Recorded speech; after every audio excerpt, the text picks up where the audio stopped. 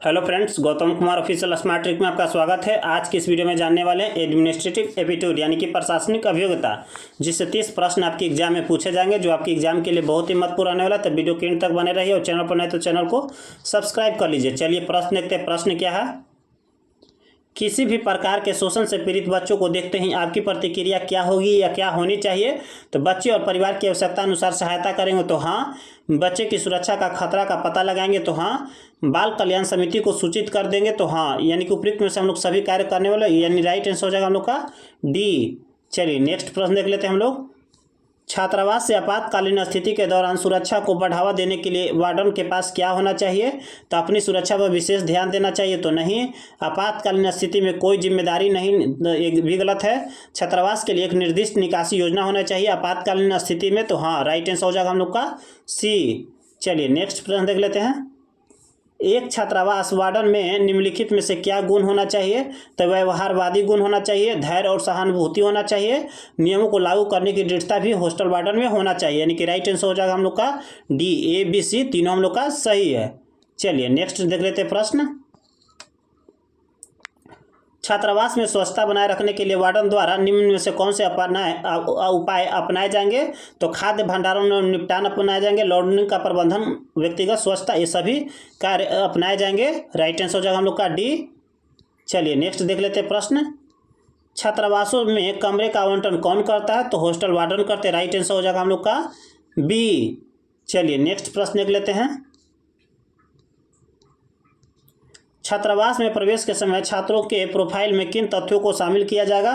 तो छात्रों के जन्म दिनांक यानी कि डेट ऑफ बर्थ को, आर्थिक पृष्ठभूमि में कहाँ से आते हैं और पारिवारिक समस्या को शामिल किया जाएगा, यानी कि उपयुक्त में से सभी। राइट आंसर हो जाएगा हम लोग का डी। चलिए नेक्स्ट प्रश्न देख लेते हैं। मानव संसाधन विकास योजना का महत्वपूर्ण कारक क्या है या कार्य है? तो अत्यधिक प्रतिभाशाली कर्मियों का निर्माण करना, अंतर्राष्ट्रीय रणनीतियाँ बनाना, परिवर्तन और स्थानांतरण का प्रतिरोध करना, यानी कि उपयुक्त में से सभी। राइट आंसर हो जाएगा हम लोग का डी। चलिए नेक्स्ट देख लेते हैं प्रश्न। सर्वश्रेष्ठ छात्रावास छात्र प्रबंधन प्रणाली सॉफ्टवेयर छात्रावासों में क्यों महत्वपूर्ण है? तो कुशल संचार के लिए, बेहतर रिकॉर्ड रखने के लिए और आसान ट्रैकिंग के लिए भी ये प्रणाली, सॉफ्टवेयर प्रणाली प्रबंधन छात्रावास में बहुत जरूरी है। राइट आंसर हो जाएगा हम लोग का डी। चलिए नेक्स्ट देख लेते हैं प्रश्न।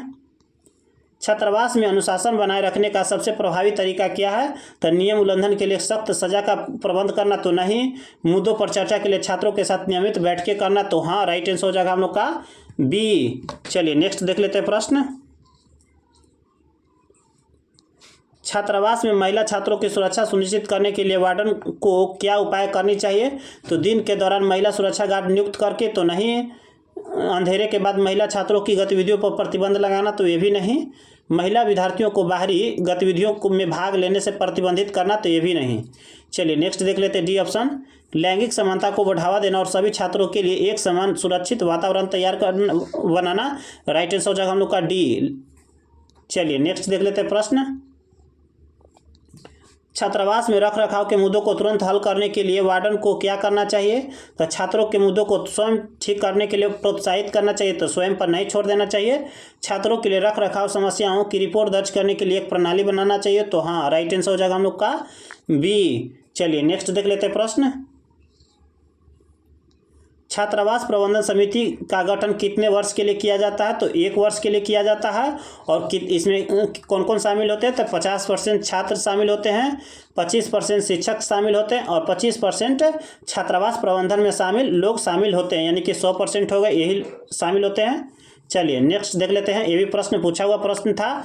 छात्रावास अधीक्षक की नियुक्ति होना चाहिए तो पूर्णकालिक होना चाहिए, यानी कि राइट आंसर हो जाएगा हम लोग को ए। चलिए नेक्स्ट प्रश्न देख लेते हैं। जिले का कौन सा अधिकारी छात्रावासों की जांच के लिए मॉनिटरिंग समिति का गठन करता है? तो बीसी यानी कि बेसिक शिक्षा पदाधिकारी तो नहीं, जिला विद्यालय निरीक्षक नहीं, डिस्ट्रिक्ट मजिस्ट्रेट यानी कि जिला अधिकारी। राइट आंसर हो जाएगा हम लोग को सी। चलिए नेक्स्ट देख लेते हैं प्रश्न। छात्रावास की छात्र समिति में कौन कौन से कार्य हैं, यानी कि छात्रावास समिति के, यानी कि छात्रावास समिति हम बता चुके हैं कि 50% छात्र शामिल होते हैं, 25% शिक्षक शामिल होते हैं और 25% छात्रावास में के कार्य प्रबंधन की में शामिल लोग होते हैं, यानी कि 100% हो गए। और इनका कार्य क्या है, तो चलिए कार्य जान लेते हैं। प्रतिदिन दिनचर्या और डाइट प्लान तैयार करना, तो हाँ। शैक्षणिक एवं सांस्कृतिक गतिविधियों का विकास करना, ये भी शामिल है। एक दूसरे के सम्मान व सहयोग की भावना को विकसित करना, ये भी शामिल है, यानी कि ABC तीनों शामिल है। राइट आंसर हो जाएगा हम लोग का D, यानी कि उपयुक्त में से सभी। चलिए नेक्स्ट प्रश्न देख लेते हैं। छात्रावास के संदर्भ में वार्डन का उत्तरदायित्व निम्न में से किस विषय पर है, तो छात्रों के स्वास्थ्य पर है, स्वच्छता एवं सफाई पर, छात्रों की सुरक्षा पर, यानी कि उपयुक्त सभी पर। राइट आंसर हो जाएगा हम लोग का D। चलिए नेक्स्ट देख लेते हैं प्रश्न। एकलव्य मॉडल आवासीय विद्यालय की अवधारणा किस वर्ग को ध्यान में रखकर निर्मित किया गया है, तो AC यानी कि अनुसूचित जाति के वर्ग के ध्यान में रखकर किया गया है। चलिए नेक्स्ट देख लेते हैं प्रश्न। अनुशासन समिति में कौन शामिल नहीं होता, तो वार्डन शामिल होते हैं, प्रिंसिपल शामिल होते हैं, रजिस्ट्रार शामिल होते हैं, लेकिन मेस पर्यवेक्षक शामिल नहीं होते। मेस सुपरवाइजर का कार्य मेस में ही होता है। चलिए नेक्स्ट देख लेते हैं प्रश्न। छात्र छात्राओं में जिम्मेदारी के गुण कैसे विकसित किया जाएगा, तो जिम्मेदारियां देकर, तो हाँ जिम्मेदारियां देकर छात्र छात्राओं में जिम्मेदारियां का गुण विकसित किया जाएगा। राइट आंसर हो जाएगा हम लोग का A। कक्षा में पढ़ाकर, तो कक्षा में पढ़ाकर नहीं, बैठक बुलाकर नहीं, उपयुक्त में से नहीं, यानी कि हम लोग का राइट आंसर हो जाएगा A। चलिए नेक्स्ट देख। छात्रावास की समुचित एवं नियमित साफ सफाई हेतु किसको पत्र लिखा जाता है, तो वार्डन को नहीं लिखा जाता है, छात्रावास अधीक्षक को लिखा जाता है, क्योंकि वार्डन के ऊपर कौन होते हैं, तो छात्रावास अधीक्षक होते हैं। चलिए नेक्स्ट देखते हैं प्रश्न। छात्रावास में व्यक्तिगत स्वच्छता एवं साफ सफाई कैसे करें, तो हाथ धोना हमेशा चाहिए, साफ सुथरे कपड़े पहनना चाहिए, स्वच्छ जल एवं स्रोतों का प्रयोग करना चाहिए, उपयुक्त में से सभी कार्य करना चाहिए। राइट आंसर हो जाएगा हम लोग का D। चलिए नेक्स्ट प्रश्न देख लेते हैं। छात्रावास वार्डन छात्रावास में स्वच्छता बनाए रखने के लिए क्या करना चाहिए, तो सफाई कर्मियों के लिए स्वच्छता संबंधी प्रशिक्षण न दिलाना चाहिए, तो नहीं, ये गलत है, दिलाना चाहिए स्वच्छता प्रशिक्षण। मेस के फंड में कटौती करना चाहिए, ये भी नहीं संबंधित है इससे, स्वच्छता से। चलिए नेक्स्ट देख लेते हैं। छात्रावास के विद्यार्थियों को अतिरिक्त कार्य देना चाहिए, तो नहीं, ABC हम लोग को अभी अब देख लेते हैं। चौथा, छात्रावास के स्वच्छता संबंधी कार्य को नियमित निरीक्षण मूल्यांकन करना चाहिए, तो हाँ राइट आंसर हो जाएगा हम लोग का 4 नंबर, यानी कि 1, 2 और फर्स्ट सभी तीनों गलत हैं। चलिए हम लोग का 4 नंबर, यानी कि राइट आंसर हो जाएगा हम लोग का B, केवल 4। चलिए नेक्स्ट प्रश्न देखते हैं। छात्रावास के स्टोर कक्ष का भौतिक प्रमाणन वर्ष में कम से कम कितनी बार होनी चाहिए, तो वर्ष में कम से कम 1 बार होना चाहिए। राइट आंसर हो जाएगा हम लोग का A। चलिए नेक्स्ट प्रश्न देखते हैं। एक वार्डन छात्रावास में छात्रों के व्यक्तिगत विकास में कैसे योगदान कर सकता है, तो शिक्षा पर ध्यान केंद्रित करने के लिए पाठ्येतर गतिविधियों में छात्रों की भागीदारी को प्रतिबंधित करना, ये भी यही गलत हो गया, प्रतिबंधित करना। चलिए नेक्स्ट देख लेते हैं ऑप्शन। कौशल निर्माण कार्यशाला और व्यक्तिगत विकास सत्रों का अवसर प्रदान करना, तो हाँ छात्रों के हितों की अनदेखी करना, ये भी गलत है। छात्रों के शौक और रचनात्मक कार्य को हतोत्साहित करना, ये भी गलत है। इनके राइट आंसर हो जाएगा हम लोग का B। चलिए नेक्स्ट देख लेते हैं प्रश्न। मेस समिति का पदेन अध्यक्ष कौन होता है, तो वार्डन होता है। राइट हो जाएगा राइट आंसर हम लोग का C, हॉस्टल वार्डन होते हैं। चलिए नेक्स्ट देख लेते हैं प्रश्न। इन्वेंट्री प्रबंधन का उद्देश्य क्या है, तो इन्वेंट्री प्रबंधन के अंतर्गत क्या आता है, तो आवश्यक सामग्री की निरंतर आपूर्ति करना इन्वेंट्री प्रबंधन कहलाता है। चलिए नेक्स्ट देख लेते हैं प्रश्न। भोजन को प्रभावित करने वाले कारक कौन कौन है, योजक व रंग है, रासायनिक है, जैविक है, भौतिक है, प्रदूषण, ये सभी से भोजन प्रभावित होते हैं, यानी कि उपयुक्त सभी हो जाएगा। Right answer D। चलिए नेक्स्ट देख लेते हैं प्रश्न। भारत सरकार के स्वच्छता भारत अभियान के विषय में छात्रावास वार्डन द्वारा विद्यार्थियों को जागरूकता लाने के लिए क्या उपाय अपनाए जाएंगे, तो चलिए ऑप्शन देख लेते हैं हम लोग। तो विद्यार्थियों के स्वच्छता पर कविता लिखवा कर, तो हाँ किया जा सकता है, एक हम लोग का सही है। विद्यार्थियों से नृत्य यानी कि डांस करवा कर, तो नहीं। विद्यार्थियों से स्वच्छता का नुक्कड़ नाटक करवा कर, तो हाँ।